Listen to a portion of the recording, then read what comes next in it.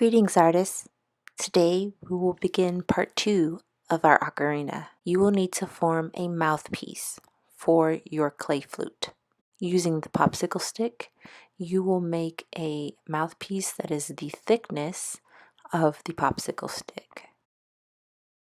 Right here I'm showing you where I made lots and lots of mistakes. It's important for you to see this because I did not plan, but I'm going to make sure that you plan well so that you can avoid needless frustration. Now you see the slip technique and score technique to attach the mouthpiece to the body of the flute. Even though I'm going to change this design, it's important to see how I correct mistakes. The clay is very forgiving, but you have to be patient. This process of building my ocarina took about 3 hours.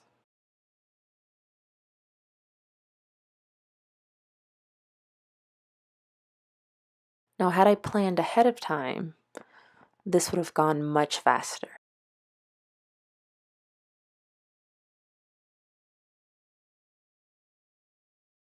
Notice the expert walking over telling me that won't work. So I am reaffixing the mouthpiece to the base of the body and then smoothing out all my pieces to ensure that I have a nice seal.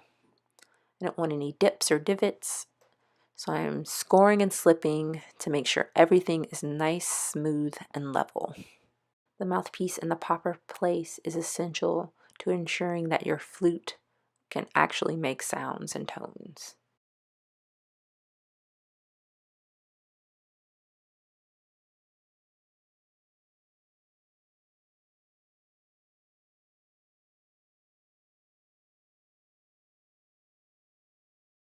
Here I'm showing you, again, because I didn't plan out what I would make my ocarina to be, I decided to add like a scaly pattern. Well, I didn't like that, so I had to start all over. Again, I'm showing this to show how forgiving the clay is. As long as you're gentle, you take your time, you can correct all your mistakes with a little slipping and scoring.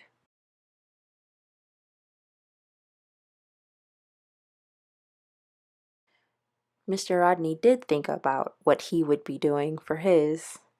He's taking his time, and this is all in real time of him working on his ocarina.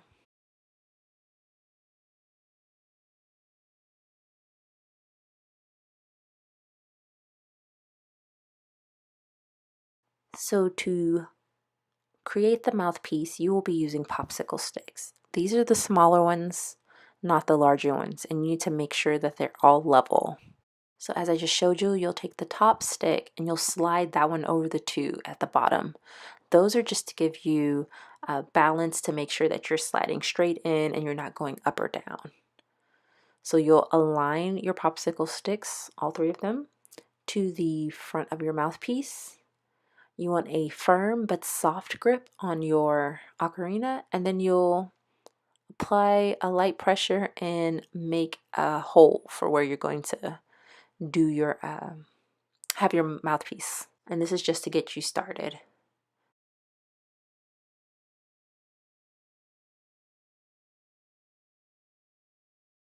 So you'll realign your popsicle sticks, and then you'll very, very slowly and carefully push that top stick through to the body of the cavity.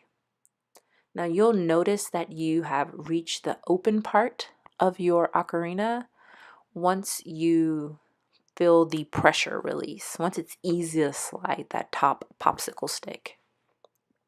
Now, those of you who had poor construction, this is where you may notice that your ocarina collapses.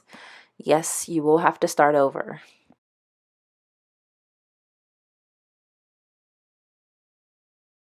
Next, we're going to make the reed. You'll leave the popsicle stick inserted into the mouthpiece. Put a popsicle stick on the bottom, and then we're going to follow the pattern you see in the video. That area is only about ½ an inch down.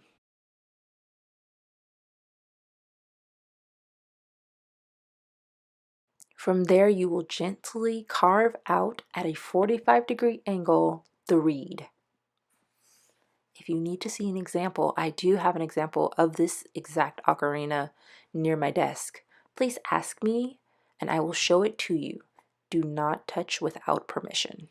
While the clay is forgiving, you can ruin a piece by handling it roughly. So as you see here, I'm showing you that you want to have a 45-degree angle and you're going to carve out the clay until you can see the popsicle stick. Now the video you're watching is sped up about 20 times. So take your time, go slowly.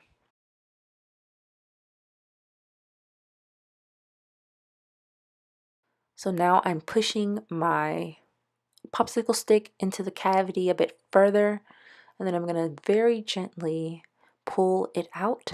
Notice that I placed the popsicle sticks underneath so that it doesn't go up or down. It'll just pull straight out. Now at this point, I want to check to make sure that there's no clay blocking my mouthpiece, and I'm going to check underneath the bottom to see if there are any bits of clay that I can remove near the reed. The next step will be inserting and removing the popsicle stick, removing whatever bits of clay are blocking the air passage. And what you want to be checking while you're doing this step is you'll push it through, remove it. Once you've pushed it through and you've removed all the excess clay, you'll start testing it out. You'll actually blow into your mouthpiece to see if you can create sounds, pleasant sounds. Depending on the size of your ocarina, if it's larger, it'll have deeper tones. If it is smaller, it will have higher pitch tones. So now I'm testing it, and I'll keep testing it until I have the desired sound. So what we will do in class is draw out our design for our ocarina on newsprint paper, and then we will work on hand building that onto the ocarina before attaching our mouthpiece.